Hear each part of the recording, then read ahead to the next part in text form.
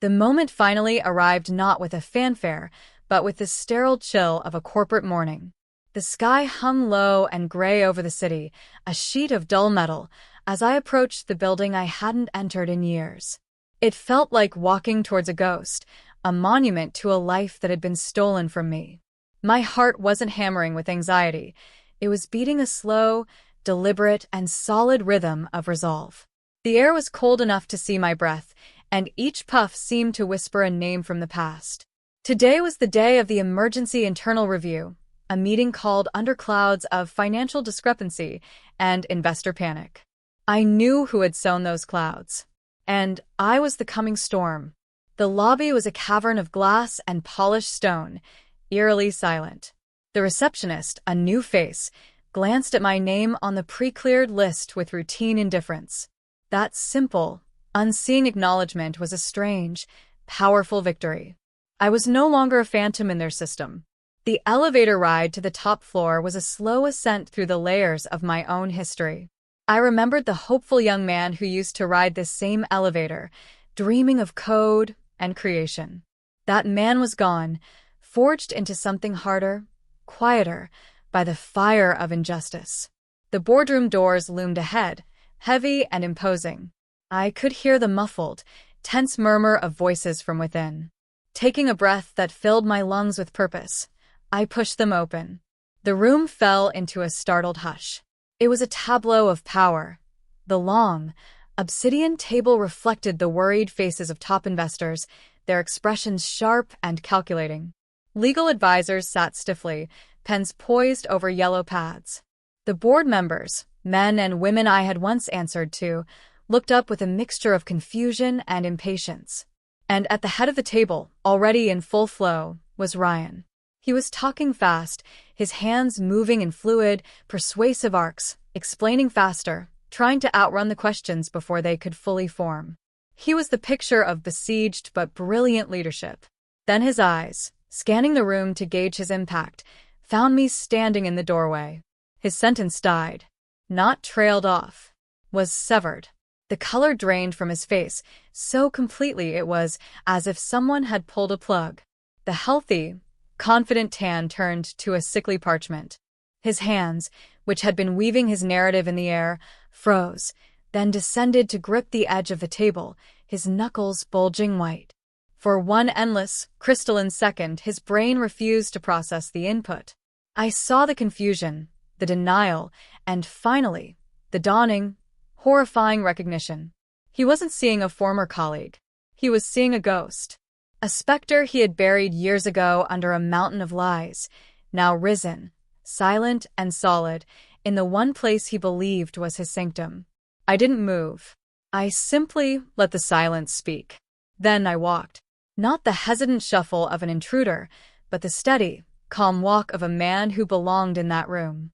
I walked past the rows of startled executives, my footsteps the only sound on the deep carpet.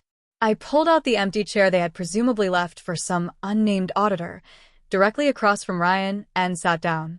I placed my plain folder on the glossy table. Then I looked straight at him, my gaze holding his shattered one, and said, quietly so the room had to strain to hear, "Long time, brother." The word brother hung in the air, poisoned and heavy. It spoke of a stolen past, of betrayed trust, of a friendship used as a weapon. The room was utterly, profoundly silent. A pen clattered from a lawyer's nerveless fingers, the sound like a gunshot. Ryan's mouth worked. He tried to swallow, but his throat was dust. When his voice came, it was a dry, papery rustle, meant only for me but heard by all in the breathless quiet. You are finished," he whispered. It was a statement of his worldview, his foundational belief. My destruction was a completed file in his mind. I allowed a soft smile to touch my lips, a smile devoid of any warmth, a smile that was merely the shape of long-cherished truth. "You buried me too early. The strongest fear is not danger, not conflict, not even failure. It is the return of the truth you thought was forever silenced. It is the unshakable fact, walking back into your life on two legs."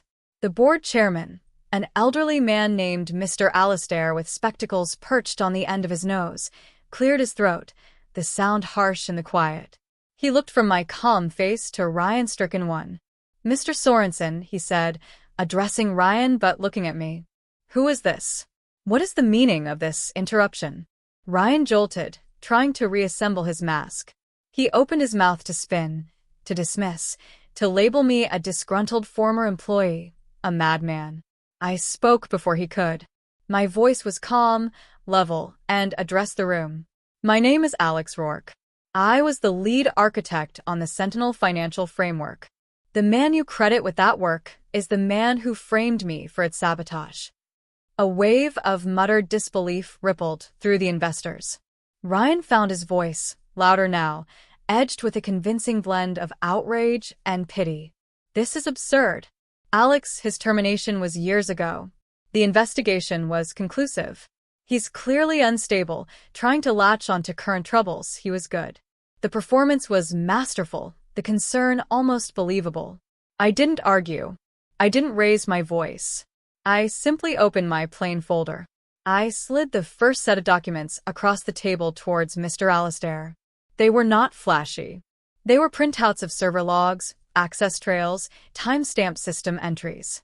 The dry, binary DNA of the crime. "The initial investigation looked where it was directed," I said. "These logs show administrator-level access to the core banking algorithms during the window of the fault. The security badge used was mine, yes. But the physical access key required a second, digital token. A token pinged to a device registered to Ryan Sorensen's home network." Ryan laughed. It was a sharp, nervous sound. Too loud. "This is fake. This is a pathetic setup. Anyone can forge logs." He spread his hands to the room, the reasonable man besieged by a lunatic. "Look at him. He's been stewing in resentment for years, and he's crafted this fantasy." I turned my head slowly to look at him. My movement was deliberate, almost peaceful. I held his gaze, my eyes seeing past the performance, down to the frightened man beneath. I asked, my tone one of simple, chilling curiosity. "Like the one you used on me?" His eyes. That was the moment. His eyes, which had been blazing with indignant conviction, flickered. They dropped from mine, for a fraction of a second, to the damning papers on the table. It was an unconscious, animal gesture of guilt. A flinch. He recovered instantly, his gaze snapping back up, his voice rising again in protest. But the crack had appeared. Every person in that room, trained to read micro-expressions in negotiations, had seen it. That single, unguarded second was a tear in the fabric of his lie, and through it, the blinding light of doubt now poured. What followed was not a debate. It was an unraveling. The investigation, which had once taken months to falsely condemn me, now moved with the swift, terrifying efficiency of a falling guillotine. Because lies are a complex house of cards, requiring constant upkeep. Truth is a stone. Once revealed, it simply is. At my direction, the company's head of IT security, a stern woman who had not been part of the original cover-up, accessed a legacy server. A server decommissioned but not fully wiped, a digital ghost in the machine. From it, she pulled hidden backups, automatic system snapshots Ryan had forgotten even existed. More records flooded in. More trails, etched not in sand, but in the immutable silicon of forgotten drives. Silent witnesses who had been waiting in the dark all this time. And then she found it, the final, unassailable proof.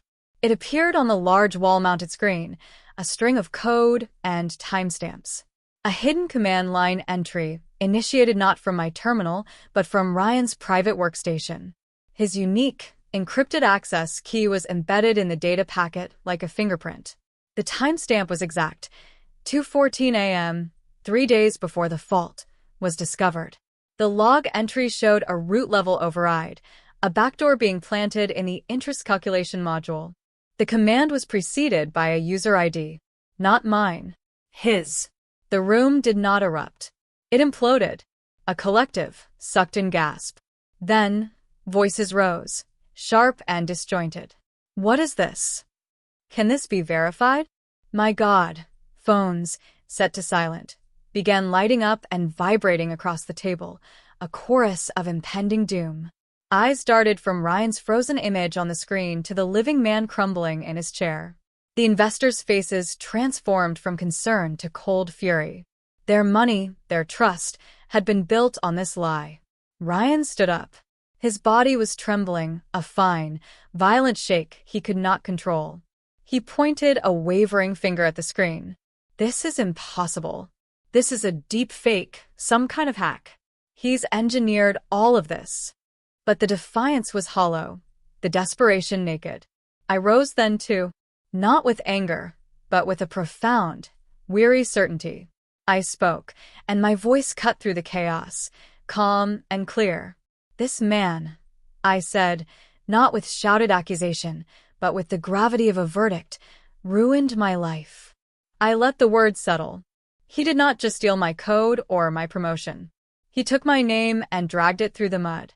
He took my work, the years of my passion, and claimed it as his own masterpiece. He took the years that followed, the years of exile and shame. And he took my family's peace, replacing it with a doubt that ate at them from the inside. I took a step towards him, not threateningly, but inevitably. And now, the truth took them back. He didn't fall. He folded.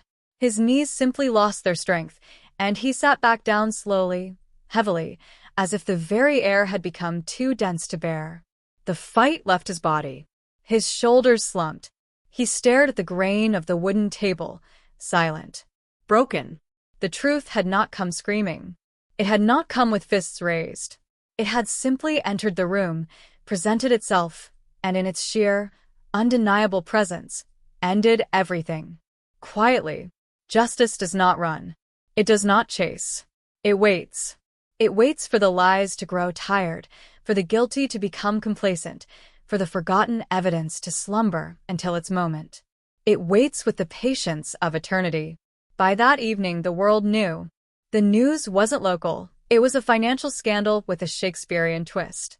News channels cut to the story, their graphics flashing words like fraud, deception, and framed. Business headlines trumpeted the fall of a wunderkind. The company issued a terse, public statement, expressing deep regret and full cooperation with authorities. Ryan was digitally erased. His name was stripped from the patent filings. His smiling photo vanished from the leadership page. The awards, the trophies, the plaques, the Innovator of the Year crystal were physically returned, boxed up in shame. The success he had stolen, the adulation he had bathed in, evaporated. It left him in a vast, echoing silence, far louder than any crowd's cheer. A few days later, an official letter arrived at my small apartment. It was followed by a phone call from Mr. Alistair himself. His voice was different now, respectful, edged with a deep, unspoken shame. They were initiating proceedings to formally, legally, and publicly clear my name. There would be a press conference, a restitution settlement, a line drawn in the legal record.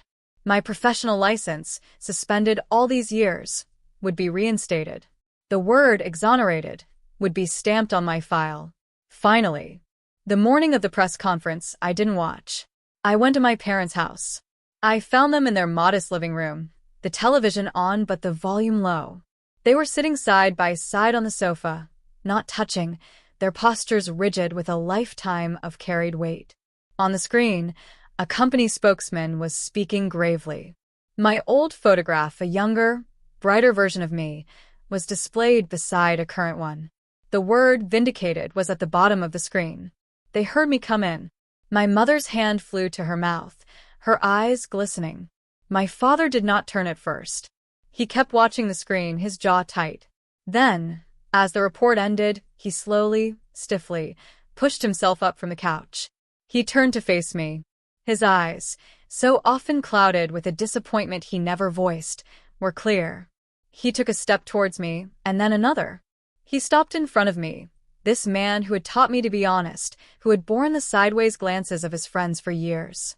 He placed a heavy, work-worn hand on my shoulder. His voice, when it came, was thick, but it did not break. "I never stopped believing you," he said. That one sentence. It was the justice I hadn't known I needed most. It didn't just correct a record. It healed a fracture in my soul. It reached back through the cold years of isolation and pulled me home. It mended the unseen wound. That one sentence healed everything. The offer came, as I knew it would. A formal invitation to return.